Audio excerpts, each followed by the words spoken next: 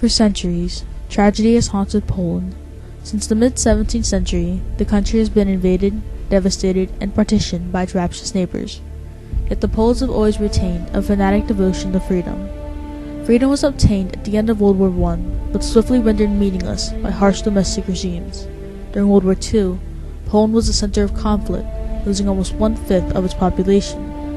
At war's end, the country faced the depressing grip of the Soviet Union's communist regime, a regime that would limit all hopes of freedom in Eastern Europe.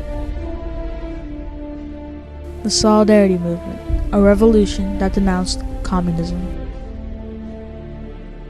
In February 1945, a decisive meeting of Allied leaders during World War II was held in Yalta, Ukraine, in which the post-war settlement was agreed. Roosevelt and Churchill had abandoned Poland to the Soviet sphere of influence. This betrayal of Yalta would take on mythical proportions in the minds of Poles.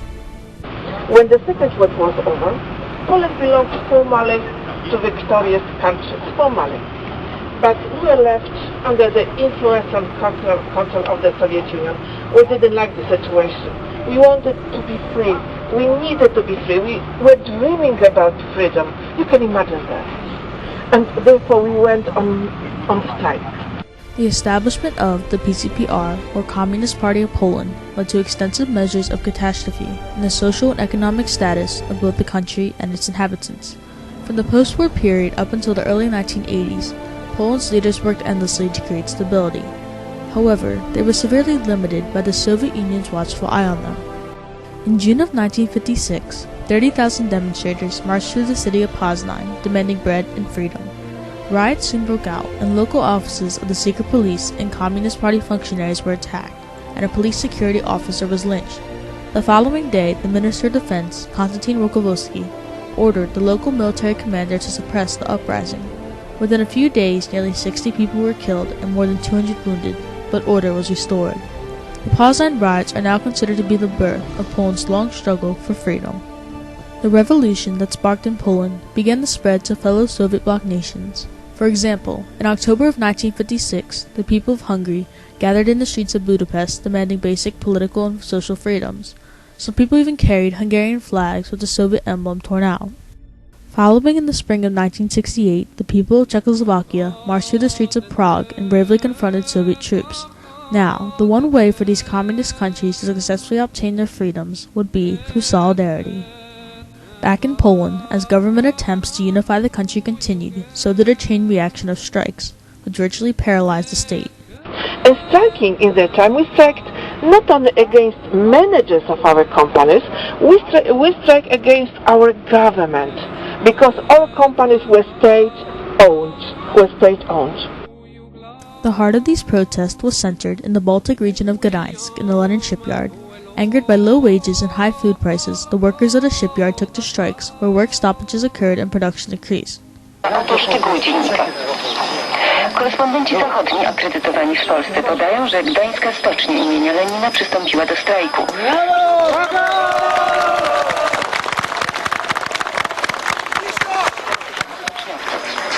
Według niepełnych doniesień w strajku biorą udział 2 wydziały stoczniowe.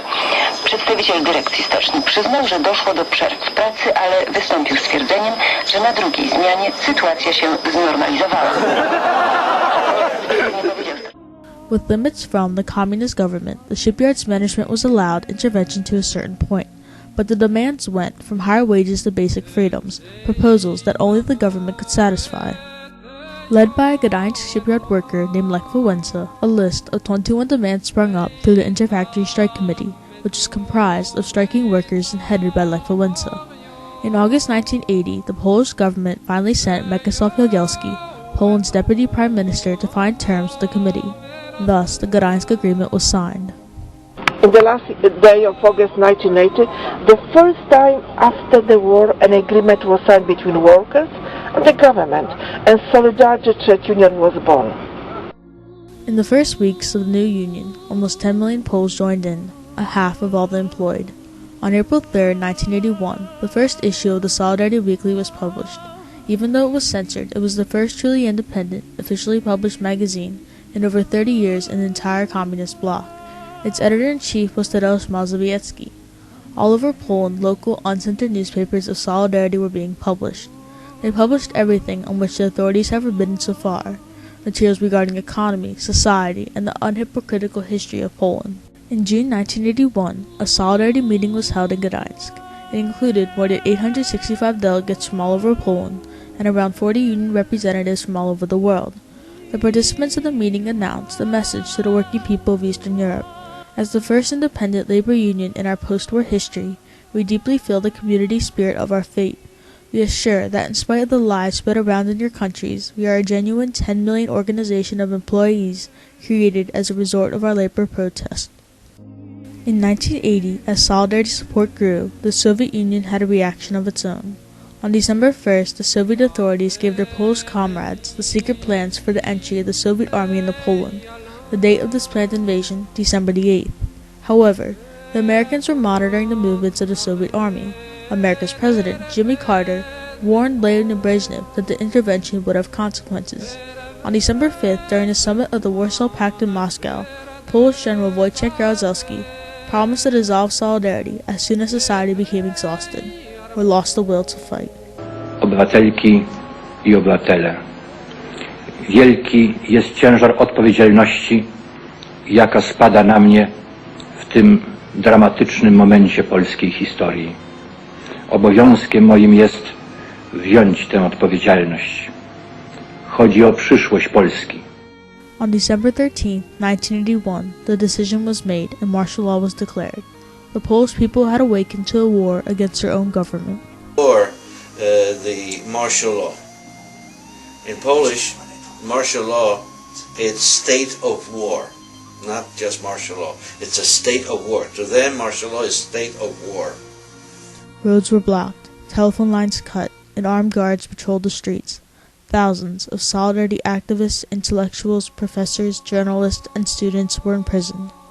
And you couldn't walk on the street, any villages and towns after, I don't remember what, 10 p.m. If you would walk on the street, you had special permit, otherwise you would be arrested. Over the weeks and months following December 13th, world leaders called for an end to martial law in Poland, but Wojciech Jaruzelski was less concerned with world opinion than with proving to the Soviets that he had his country under strict control. The target of this depression is the solidarity movement. But in attacking solidarity, its enemies attack an entire people. By persecuting solidarity, the Polish government wages war against its own people. Finally, in the spring of 1985, feelings of optimism began to spread throughout Eastern Europe when Mikhail Gorbachev took power in the Soviet Union. In the late 1980s, he called for new policies, including freer speech, a more participatory form of government, an economy that permitted some forms of private enterprise and private ownership, and a general loosening of the Soviet Communist Party's hold on the people. In addition, Gorbachev encouraged Eastern Bloc nations to attempt economic reforms. Seeing an opening in communism and a light to freedom, Solidarity took a step to negotiate reforms with the Polish government. If we do not make reforms peacefully and with compromises, then we are threatened with a revolution and a bloody one, like Wałęsa. In 1989, roundtable talks were held between the Polish government and Solidarity leaders. These negotiations ensured that the original demands of the Poles would be met. Communism was finally at its peak of diminishing, and freedom was only beginning. Hungary tore down the barbed wire barrier along its border with Austria. The Berlin Wall, which had divided communist Eastern Europe from the non-communist West in 1961, was torn down. Pro-democracy demonstrations in Czechoslovakia brought about the downfall of the communist government there, and an uprising in Romania overthrew a brutal dictator. In every way, it was a time of sweeping changes and new beginnings for the people of Eastern Europe. But the first changes happened in Poland, where the Solidarity movement, a revolution that denounced communism, came about.